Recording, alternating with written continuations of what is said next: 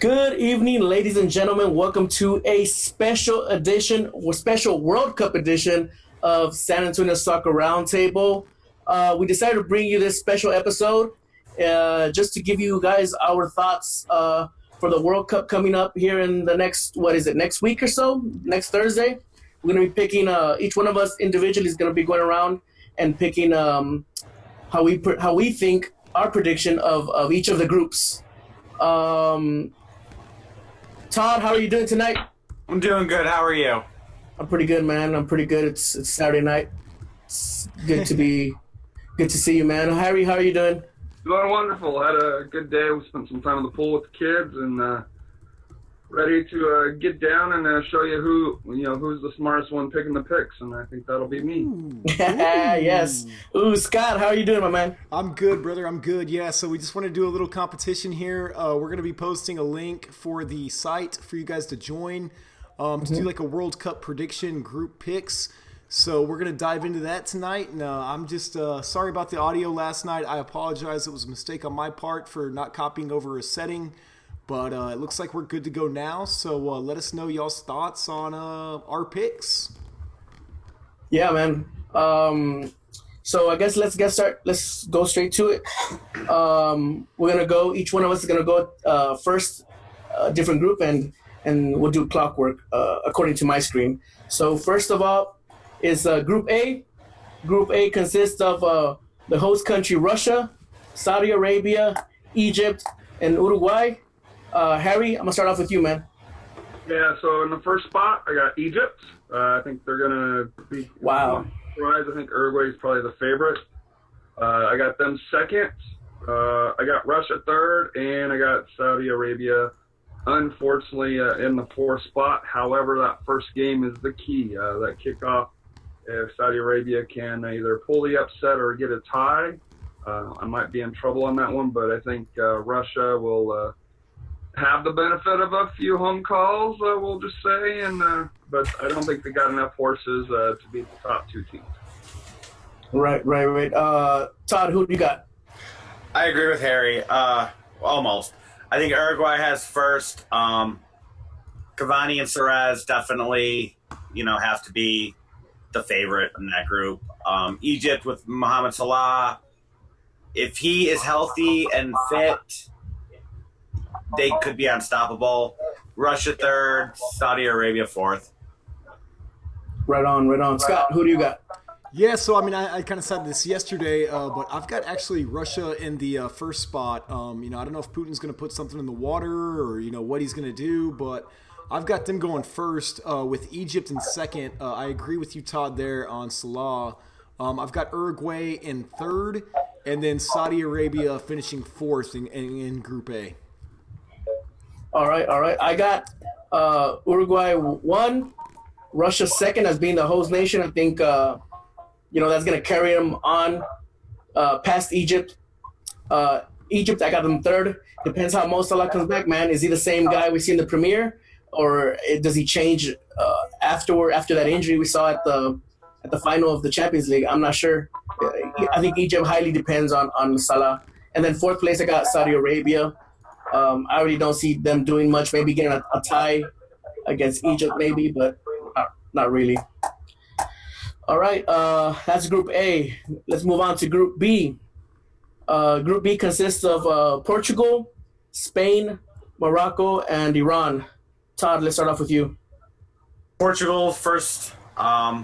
They breezed through qualifying. 9 wins out of 10 matches. Defending European champion, and Ronaldo, 15 goals in the 10 qualifiers. How do you not pick them number one? My second spot, I ended up going with Spain, though I was leaning towards Iran for a second, but I think Spain's experience and just history is going to take them to second, Iran third, and Morocco a distant fourth. Do you think they'll be able to get a point, Morocco? Since you said distant fourth? No? They go 0? 0-0. Wow. Scott, who do you got? Yeah, so in this group, I've kind of got them actually listed. I was just looking at based upon their seeds. I agree. I've got Portugal first. I've got Spain second, Morocco third, and Iran fourth. But with Iran, you never know. I mean, they always kind of have that edge where they come out and they play a little bit better than what you expect them to. So we'll see if that works in my favor. But yeah, I've got them basically listed just as far as their seeds go. Good, cool. I got Spain in first. They're loaded. Isco is going to be driving Spain. I got Portugal second. It all depends on how Cristiano's doing. You know, does he come out hungry or does he come out a diva? You know, and I got Iran third and Morocco fourth. He's a diva no matter what. So Yeah, right. But I mean, you know, sometimes he'll get frustrated. Though it depends on how his team is playing or if he gets a ball enough. I don't know. It's toss up in the air. Harry, who do you got? I've got Spain. I just think they're the class of it. I think Portugal will finish second, and you know those two are far and ahead. You know of Morocco and Iran. Third, I picked Morocco, and fourth, I picked Iran. Like I said, but to me, I could see goal differences coming down to trying to decide between those two. I think there'll probably be a tie between Morocco and Iran, and then it comes down to who loses worse to Spain and Portugal as far as who finishes in last place. Yeah, it could be tough for that second place. All right, moving on to Group C. Group C, we got France, we got Australia, we got Peru, and Denmark. Scott, starting off with you. Yeah, I think this was one of the toughest groups just in terms of kind of that second and third place. I've got France, obviously, in the number one spot. And you picked that before they played the U.S. today, right? Of course. We did the show yesterday, so I mean I'm not going to change my my thoughts on this, but yeah, that was a younger team though, wasn't it? Wasn't that the like U22s that were playing today? USA USA team or France? France. No, it was their team. The USA team though. USA team was the younger squad, but France played. I don't think Pulisic was in it. I didn't watch it, but. France played your Pogba and Gerrard and Dembele and yeah, I think the younger squad though is kind of where the US's hope lies in trying to like turn things around for 2022 and 2026. But yeah, they scored, but they still played like shit. So everybody's talking. Oh, the hope.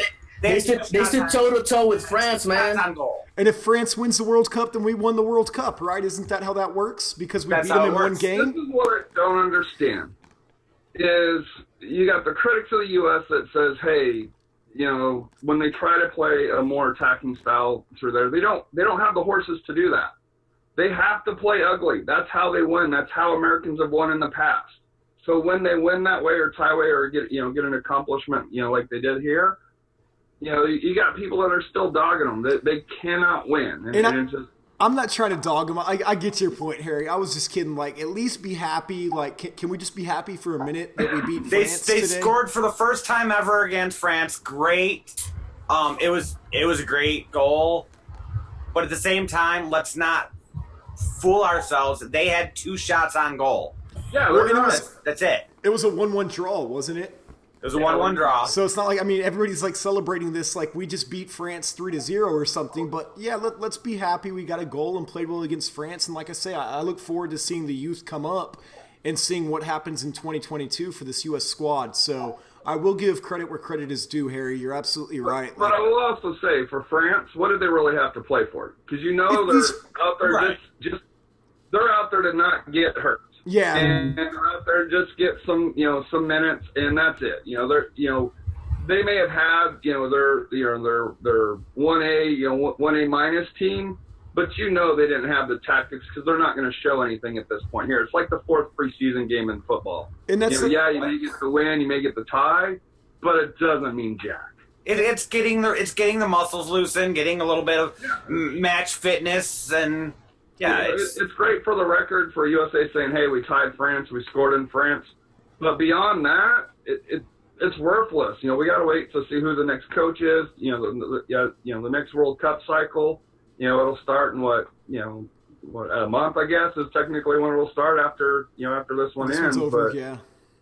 And it's tough to judge these friendlies, like you say. I mean, it's just so hard to get like too excited about the result, but at the same time, like you said, like. we can't dog them for it. You know, like let's at least give some credit and celebrate the draw. But to finish off my Group C, so I do have France at the top. Hey, we got 4 years to talk about the USA, man. Come on. We'll get there. We'll get there. Yeah. But then I've got Denmark finishing in number 2. I think they're going to be beat surprised. Mexico? Yes, and today earlier bad, also. right? What was that, Harry? Beat them bad, right? Well, it was 2-0, but after Mexico had done like 6 substitutions, so. 2-0. But again, you go back to these friendlies kind of where You it's just try like, not to get hurt. Yeah, exactly. So Imagine if there's and I think it happened the last World Cup, in the last game before the World Cup, one of the playmakers, Cesar Montes, went into a slide tackle and he broke his leg and he was out. You know? Well, and we were just talking about last night. Wasn't there a player from Argentina, which not a game changer, but they got injured, tore an ACL? So in practice. I mean, shit. And Belgium, oh crap, the defender just got hurt. So he's out. It happens. Company. He's out. More than likely. Man. Okay. So Sorry I'm about gonna that, go Scott, yeah. Denmark number 2, who, as Todd mentioned, beat Mexico. They're looking pretty good. I'm gonna go Peru 3, and then have Australia finishing up the group there in number 4. All right. I go next. I got France number 1. You know, Pogba, Griezmann, Kante, Mbappe, Dembele. It's stacked. They're one of the favorites to win the whole thing. Right. And then I got them number 1. I got Peru number 2, just because of Paulo Guerrero being allowed by FIFA to play after having a drug issue, I guess. Special powder. I think that's going to be a big boost to them. Without he's their best player, and I think they're going to be able to squeeze out some points here and there. So I got Peru 2, and I got Denmark 3, and Australia 4. Harry, who do you got? I got France. I think they're the clear winner. If we get anything less than 9 points, it'll be disappointing. Denmark, I got second. Yeah. I got Australia third, and I got Peru fourth. I'm just not a believer in Peru. I know the guy came back, but from my understanding, they're more of an older team, especially the two veterans that they're depending on. Mm-hmm. And like I said, I think Australia is always one of those. They're kind of like a mini United States. They'll either do really bad or they'll pull some upsets, and I think they'll hang tough and in contention for that second spot. But I think Denmark will just ease by. So you think France is going to go 3-0? You don't think they're going to lose a game in group stage? No, They shouldn't. On paper, they shouldn't. Who do we got? I got the same as Harry. France, Denmark, Australia, Peru. But I'm hoping I'm wrong. I really want the Socceroos to, take that second spot. That would be a great story. And that's it. It's that feel-good story. Kind of like whenever the United States makes it to the World Cup. So Back to dog in the United States. Oh, man. I don't even dog him that much. And look at the jersey. I'm He's a worried. Mexico fan. All right, let's move on to Group D. We got Argentina, Iceland, Croatia, and Nigeria. I'm going to go first on this one. I got Argentina 1 with Messi giving it all he has for his last World Cup. I got Nigeria 2. I just think they got a lot of players in a lot of big leagues. Plus, they have great fitness and great speed. And then I got Croatia 3 and Iceland 4. Harry, go ahead. So this is probably my surprise group from out of everybody here. So I have Croatia number 1. Dang, over Argentina. I have Nigeria number 2. Mm-hmm. Iceland number 3, and I have Nigeria, Argentina 4. I am just like Argentina barely qualified. They lost 6-1 to Spain. I'm not seeing it. You just look at their friendlies that came in. The one against Israel got canceled. Anything that can go wrong is going wrong for Argentina, and I think they're the team that's you're going to have those high expectations, Mm-hmm. and they're just going to collapse. They're not gonna get. I mean, I see where you're going with Croatia number 1. They got a great team there with Rakitic. You got Perisic and Modric. But man, Argentina dropping down. That's Yeah, that's cup sets. Cup Cup sets. sets. Yeah, Todd, who do you got? I would love to say, and I want Iceland to win the group, but it's not going to happen. Another feel-good story after that European Championship run. And I think they have an amazing program the way they've revamped it. But yeah, Messi and Argentina number 1, Nigeria number 2. I just think they're a strong team. You look at Victor Moses, Alex Awabi. I think they're going to clearly take the number 2, Iceland 3, and Croatia 4. Scott. So yeah, I've got actually Argentina number 1, obviously, a little bit opposite from Harry. But I expect Iceland. I think they're just that squad that kind of continues to impress. So I've got them there in the number 2 spot, advancing on to the elimination round. Nigeria then they're at 3, and Croatia at 4. So Wow. I'd love to see Iceland go pretty far. I think we talk about feel good stories. They've already had their dance with the ball like Cinderella, so It's over now. I think the majority want Iceland to do good. Want that Cinderella, that feel good story, especially because they've shown they can do it if They've they got the work heart. together they got the team.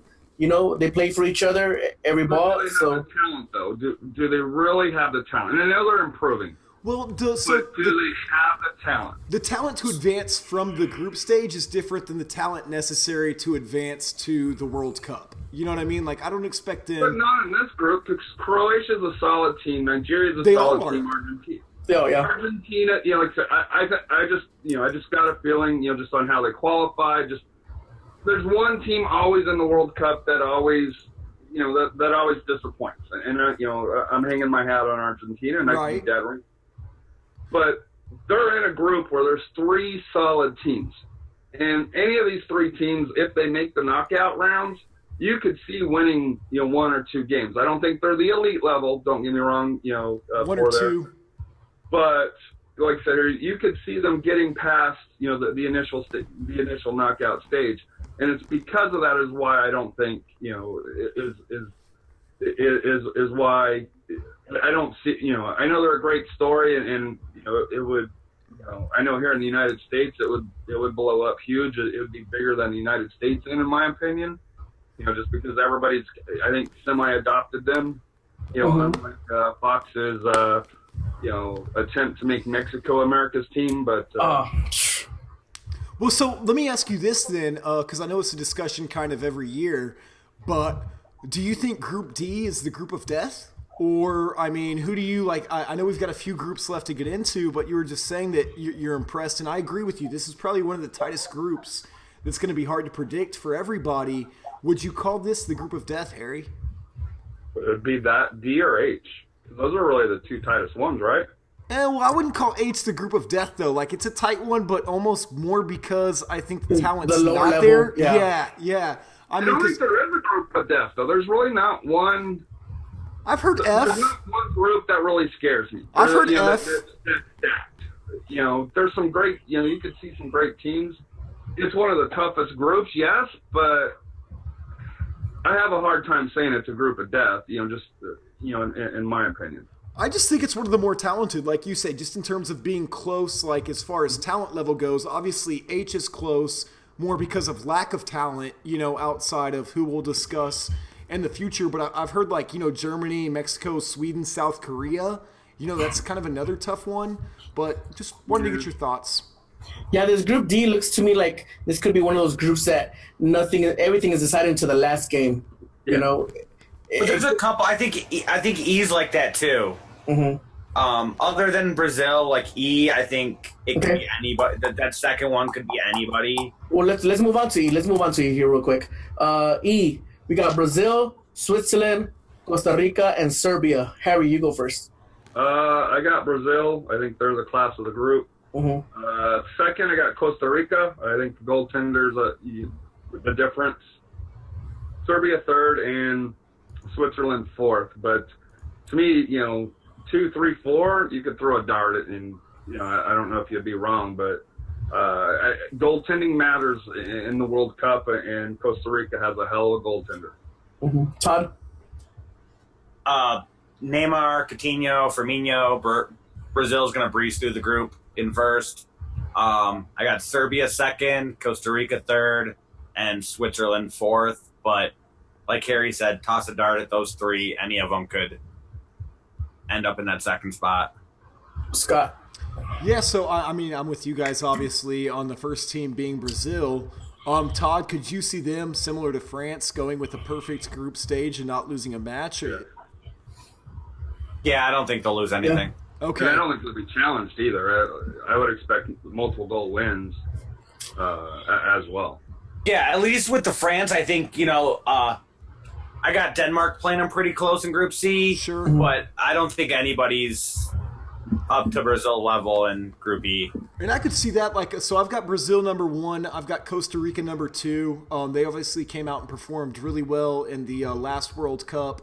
And I'd love to see a cup set there with Costa Rica over Brazil. But I have Switzerland finishing 3rd and then Serbia in 4th for Group E. All right, I got practically what everybody else has. Brazil 1, Costa Rica 2, just because they're CONCACAF. I want the CONCACAF flag to fly high. Serbia 3 and Switzerland 4. Okay. I think just Brazil's gonna just run through the group. They might run through the whole World Cup. Who knows? They're one of the favorites. All right, let's move on to Group F. I'm gonna start off with Todd. The teams are Germany, Mexico, Sweden, and South Korea. Todd. Germany, obviously defending champion. Squad looks good. They're going to come in first. Mexico second, Sweden third, Korea fourth. Scott. You know what? It's funny. I've got actually the exact same based upon their seeds. This is another group where I think they'll finish the way that they seeded. I've got Germany number 1 with Manuel Neuer getting the Golden Glove. I've got Mexico there in 2. And then Sweden, obviously, with No Zlatan finishing 3rd, and South Korea finishing 4th. Yeah, I got Germany. I mean, they're practically everybody's shooing to win it. My pick. If they had a weakness, what would it be? Up to right now, would you say the attack, the midfield, defense? I don't see it, man. Like maybe defense would be their biggest weakness, but having Manuel Neuer back there in goal, I don't really see what their weakness is. Yeah, it's tough. It's tough. I think Mueller's going to be key there in the midfield Yeah. for Germany, but other than Neuer and Mueller, I think they're going to be key for Germany in this World Cup. Harry. I've got Germany, Mexico advancing, Sweden and South Korea bringing up the rear, in 4th place here. However, I think it'd be interesting if Mexico and Germany, I think the 4th match, on June 27th, Mexico and Sweden. I think the winner of that advances, and I'm going to pick Mexico, obviously here because they're America's team according to Fox. And Oh man, we'll talk about that later. Matt, the one thing I don't see people talking about is that the 2 teams that Sweden left out of the World Cup, man, Italy and the Netherlands. I mean, that has to say something about them, and that's what Harry's good point. I'm scared for that last game that Mexico might not be able to pull it off because Sweden, that classic Europe TMP team, compacted and fast off the long ball. It hurts Mexico. Speed hurts Mexico. Sweden they beat Italy, but Italy Didn't qualify. isn't the Italy that they were in the past. Netherlands almost impresses me a little bit more because, I'm surprised they didn't qualify this year as well as they've done recently. Yeah, okay, so Sweden left out the Netherlands in the group stage of qualifying, and then Sweden left out Italy in the knockout, in the one-off, right?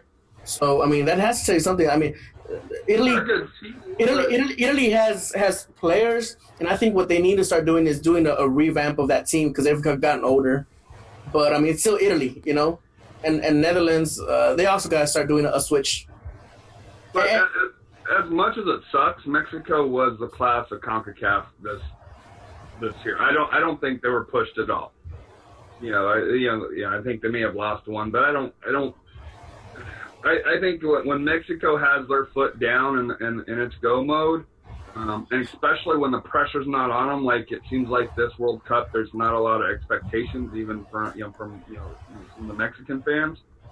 I think I think if they could get a decent result, on June 17th and hang with Germany, that'll give them some confidence. Now, if they get blown out, then that might be a little bit different story.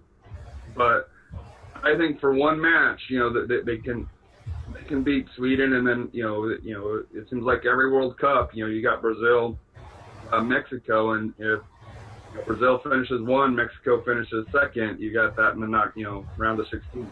Mm-hmm. I mean, it's gonna be tough. We'll see what happens with that group. Moving on to Group G. Let's move on to Group G. We got Belgium, Panama, Tunisia, and England. Starting off with Scott on this one. Yeah, so I definitely have Belgium there at number 1, and then I think it's pretty much kind of a little bit of a toss-up. I do have England advancing there at number 2, even though they're a number 4 seed.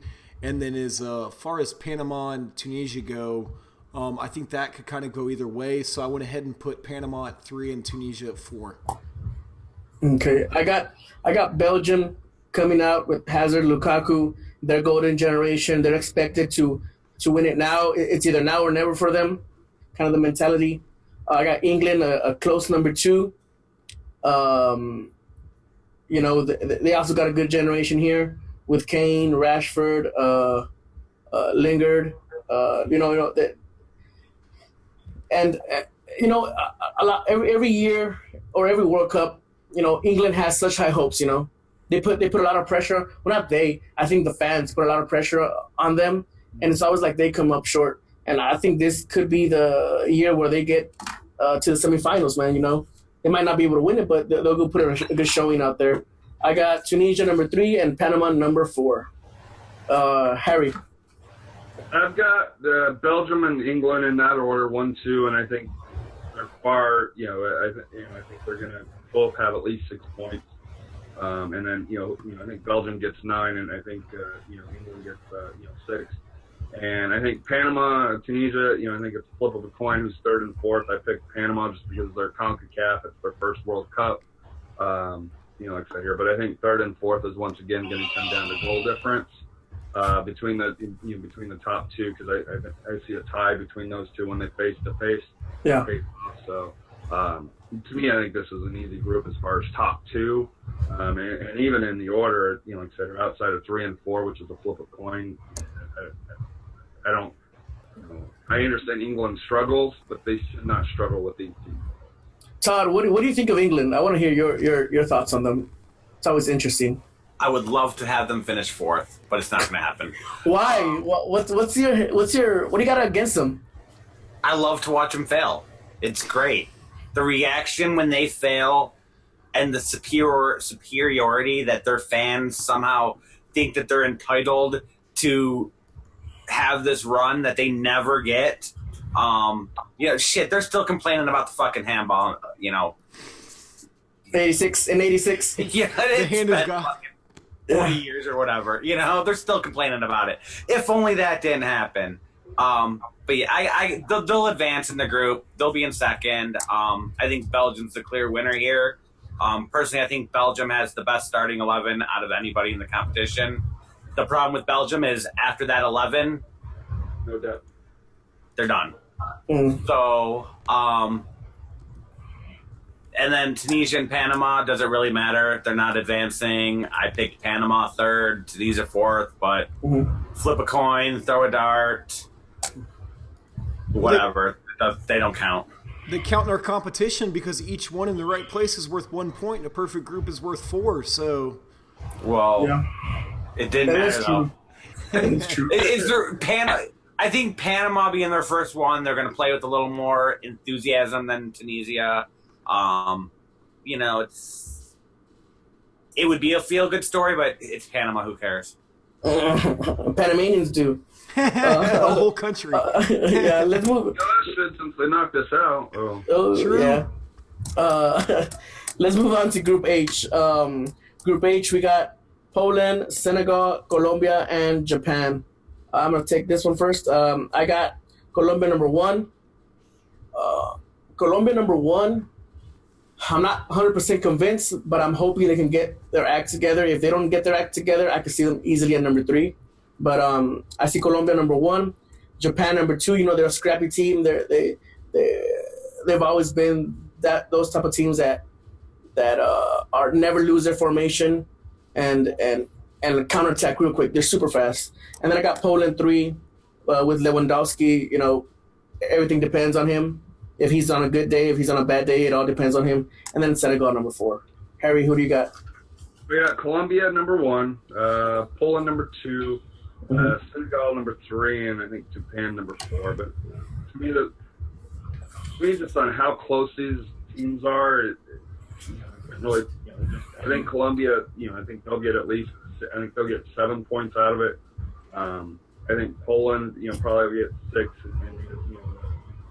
Actually, I think Poland will probably get 4 because then there'll be a tie, and they'll get a win. And I think Senegal, Japan will, be fighting for their 3 points somewhere. But, I just think Senegal with, I'm a big fan of the African countries with their speed and their tactics a little bit. And Japan, they bunker in, but like I said, sometimes speeds can get around that. So, Todd. I got Colombia first, Japan second, Poland third. Poland, it all depends on the shoulders of Lewandowski. Senegal fourth.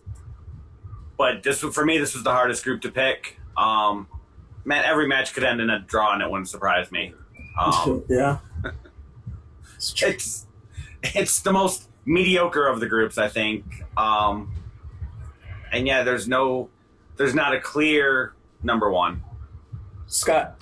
I think it's funny that you guys have Colombia finishing first when they're a 3 seed. I've actually got Poland finishing first in this group. I think Lewandowski is going to come out and have a great World Cup. I get it. It's kind of all on him, but I think he's going to get the results. So I have Poland at that number 1 spot, Colombia actually at number 2. And then kind of, as you guys mentioned, I think Japan is going to come out and play pretty hard. So I went ahead and picked them for number 3 and then picked Senegal for 4th. But we'll see how that works out. It's Poland. It's Lewandowski versus 11 every match. Yeah. And you just saw LeBron kind of in that same scenario, and I guess maybe that's not a good comparison because they got swept, but I hope to see Poland do really well in this World Cup, actually. I think you just like Poland because of where Lewandowski plays. Yeah, I think so too. I think that... I think there's a little bias there. I think there is. Why? Yes. So out of all these groups, out of all the picks, we're not going to move into the bracket stage yet until the groups are done, but give me each one of you guys' top contender for the eventual champion, right? Before the group stage. Who would you have? Scott. So, I mean, I think the obvious matchup is going to be Brazil and Germany. A repeat kind of the previous World Cup. I think that's probably the most probable. But I would love to see like France and Germany. Again, I would love to see a team like Iceland or Costa Rica make it far into the Final Four, kind of that Cinderella story.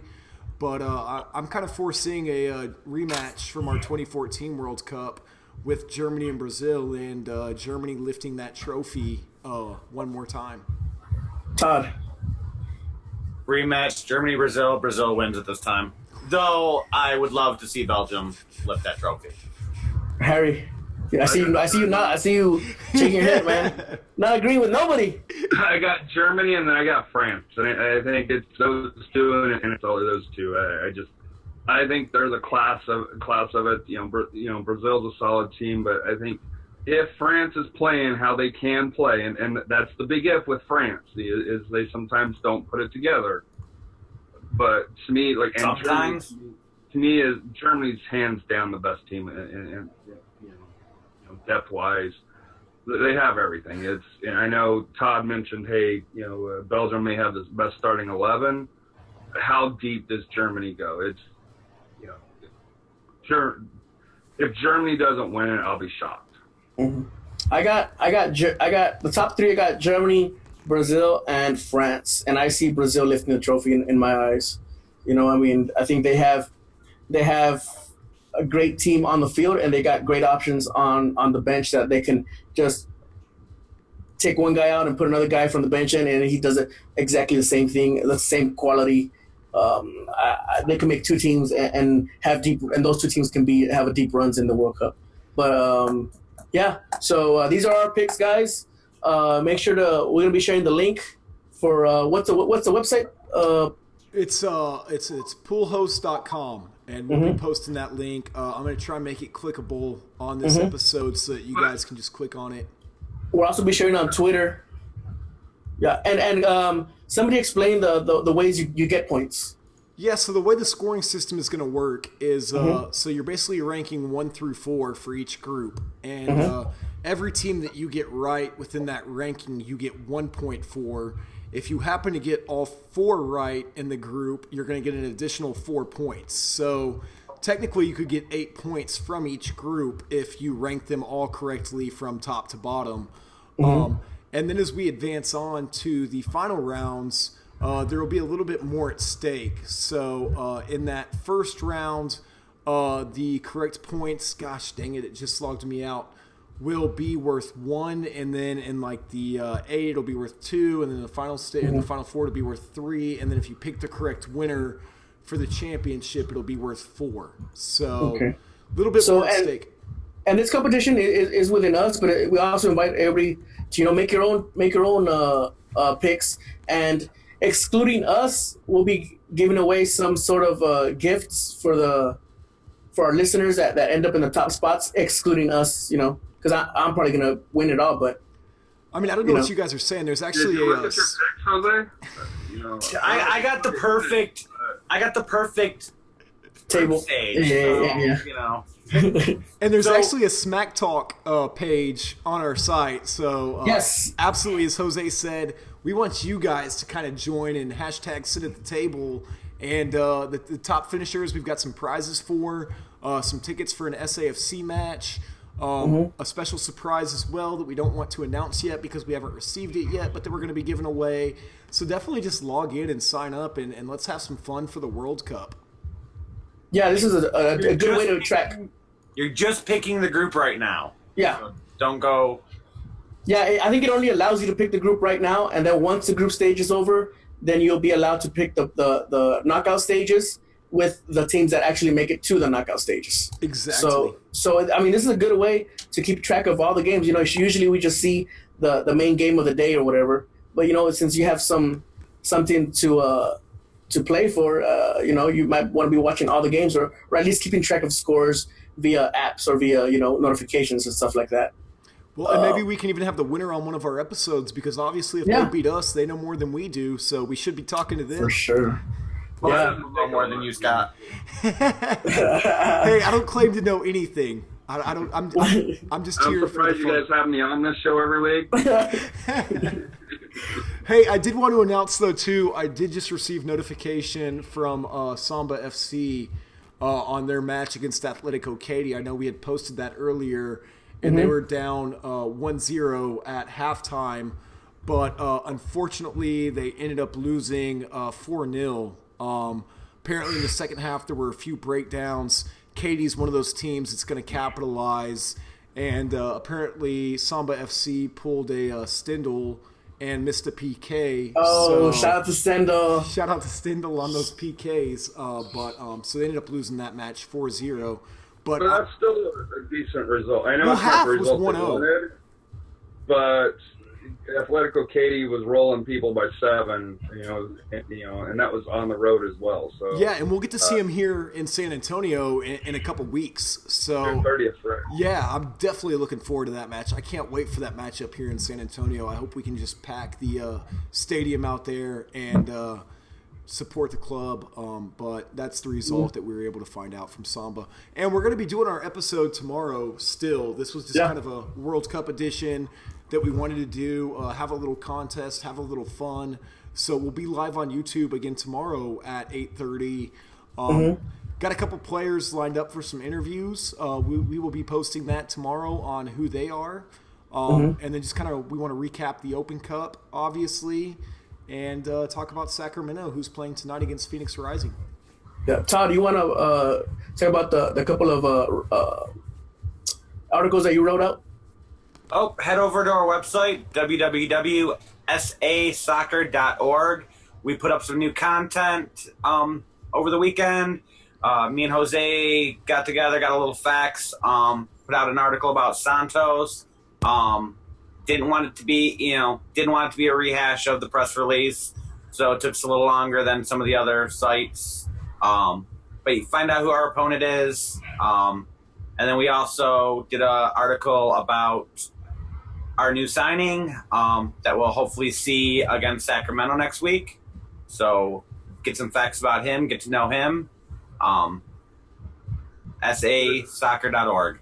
Mm-hmm. Harry, you got anything? No, just like I said here, thanks for having us on, and thanks for watching if you've watched live or if you catch it on the replay here. Like I said here, we do this because we love it. We do it because we love San Antonio FC, but I think all of us love soccer in general, whether it's San Antonio, Samba, national team, Liga MX. We all follow soccer because we love the game. And this is kind of an outlet for us to share our thoughts and opinions, and any feedback, any criticisms, like I said here, please share. And we do this, because we want to do it, but we also want to have support, from you guys as well. Let us know what you want us to talk about. Yeah. I thought you just did it for the money, Harry. It's all the big bucks you're making. Yeah. Dude. Well, that and to give Todd grief, Talking MLS. Some of your picks definitely gave me grief. I hear Detroit City's in first place. Oh, sorry, they're not. But oh man, you know who is in first place though? Is Laredo, Laredo, right? They're still undefeated. Yeah, Laredo looks good. Yeah, they're looking real good. It's just the first year coming back. And that's one thing that I think is really cool about the NPSL, and like I said here, and even UPSL. I know they're kind of a new start, and Atletico Katy seems to be kind of the outsider from with it. But to me, just the interactions, between like Houston Dutch Lions, think Laredo Heat, for the hospitality, and I know I've seen Milan Odessa, think there. So I think that's a great thing if you follow lower level soccer. Try to get out and support them, at least 1 or 2 matches a year, because it makes a huge difference, for the kids to be able to see a fan base, whether it's, I know we're used to 6,000, 7,000 at, Toyota Field, but when you get, outside of Detroit City, NPSL is probably 500, 600, 700 on average there, Todd. Yeah, you got a couple. 50, you got a couple clubs averaging a couple thousand, but most of them are 500, 400, yeah. 500. To me, that's the biggest thing that I'll admit I was probably pro MLS for a long time, but now I've probably converted over more to the lower division, because that's really the grassroots and where you really see the authentic soccer here in the United States. And that's a great point. Like you said, as you mentioned, we do this just because we have fun with it. It's not like any other motives or anything like that. But we just want to help promote the sport that we love. And just for instance, like you're talking about lower level soccer, I know I've talked about him a whole bunch. But Victor Villarreal, who's playing for Corpus Christi FC, sent me a message inviting me to his graduation on Monday, which unfortunately I'm not going to be able to take off work to go. But it's that type of appreciation that they have for just helping promote the game and helping to talk about them, and not just always SAFC or MLS this or MLS or bust. And that's kind of one of the biggest things, which I don't want to get into this topic, so I don't even know why I'm saying this, but that's kind of turned me off about Austin, is there's so many supporters that are like, oh, screw USL. If we don't get an MLS team, we're not going to go out there. And it's why? Appreciate what you have. If San Antonio gets an XFL team, at least we have football. If we go from AA baseball to AAA baseball, at least it's better baseball. I'm not really a baseball fan, but I mean, just appreciate your city and go out there and support your teams, regardless of what level they play in my opinion. Now, the thing about the lower levels is, to use I won't name names, but to use an example here in San Antonio, one of Mission City supporters was hospitalized. The players on the team offered to go and let his dog out while he was in the hospital. Is David Villa going to go and say, hey, let me take your dog out? Yeah. No, it's not going to happen. And it is pretty cool to have that access and that level of a relationship and the way that they open themselves up. But Jose, what are your final thoughts, man? My final thought, I said it last night, I'll say it again. This World Cup, it's a global game. We know the United States didn't make it. We know that Fox is trying to make Mexico your team. You don't have to. I don't agree with that. Pick a team that you know nothing about, man, and follow them. Look into their players. Iran has a bunch of players. You wouldn't think of it off top of your head, but they have a bunch of players in European leagues. Maybe you follow a Senegal and you start watching this player, and 2-3 years from now he's playing in a big club, and you'll be able to see. I remember seeing that guy first. I spotted him first. And so it's a chance. This World Cup, there's a chance for you guys to go out there and know a team, several teams, follow them, look into them. I know Copa 90 does a lot of good documentaries on a bunch of non-recognizable players and teams. Do that, man. Open up your mind and appreciate soccer what it is. It's not always going to be the Premier League. It's also about the players coming from the dirt fields in Africa, from the dirt fields in South America. So that would be my only thing. Just open your mind and follow a team. Pick a team, any random team. Just follow them and look into them. United States soccer right there is what you just said. Yeah. Yes. And there are cool stories every year that come out of this tournament. This is a global tournament, that happens once every 4 years. It's like the Olympics basically for soccer, and so there's always neat stories about players or teams, a Cinderella story. So absolutely. That player that has a great World Cup, and next thing you know, like Jose says, they're playing at a big club. It happens every 4 years. Yeah. It does. So, yeah.